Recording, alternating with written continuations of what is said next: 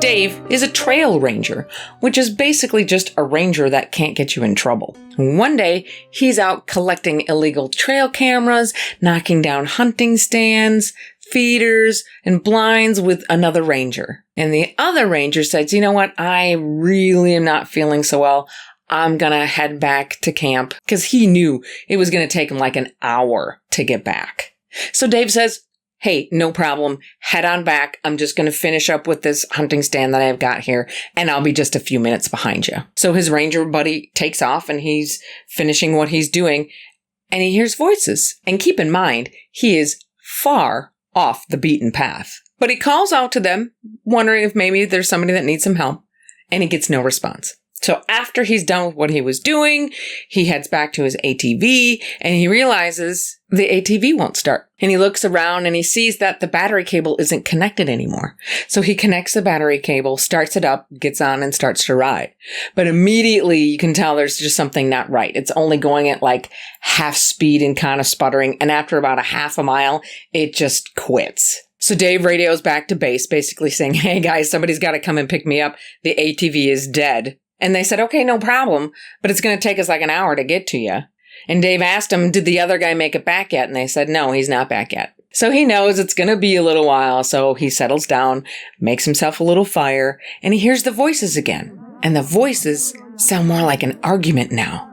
It sounds like one person who's really angry is yelling at another person who sounds more scared. So Dave yells out, does anyone need any help? And the voices don't seem to care. They just keep on arguing. And he's guessing that they're most likely less than 1,000 feet away and most likely intoxicated. And he radios back to base, where are you guys? And they say, hey, we're having problems figuring out what trail you're on, so we haven't left yet. And Dave says, well, just get the other guy to tell you where I am. Because the other guy left with the iPad that had the map on it. And the guy at base says, he's still not back yet. A few more minutes go by, and the voices start up again. So Dave thinks, all right, I'm just going to walk over to them. Maybe I can get them to stop being idiots for long enough to at least find out if maybe they have a map. So he starts walking in their direction, but he figures out that the voices seem to be getting further away the closer that he gets. So after about 20 minutes, he just gives up and walks back. So finally, he gets a call on the radio. They say, hey, we found your partner passed out.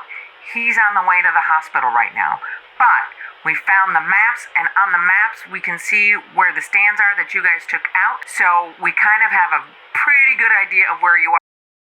And the radio dies. Then the voices come back.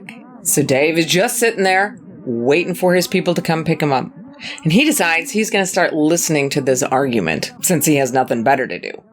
And he starts picking up things like, it wasn't yours to take, and I don't care, and you knew better, and so on. As far as he could tell, it sounded like two hunters that were maybe arguing over a kill. Then he hears some screaming that he couldn't quite understand, and then silence. And then bang! Dave douses his fire and hides.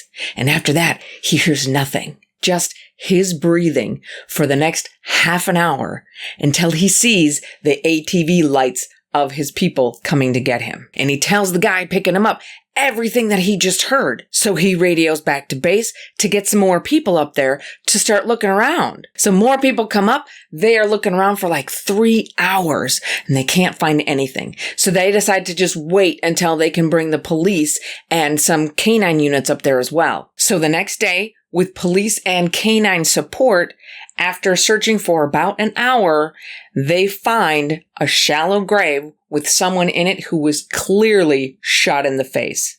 However, it's a skeleton that has been there for years. So is the argument that Dave heard that ended with a bang just a couple of drunk guys who stumbled their way home that night? Or did he hear the echoes of a murder committed long ago?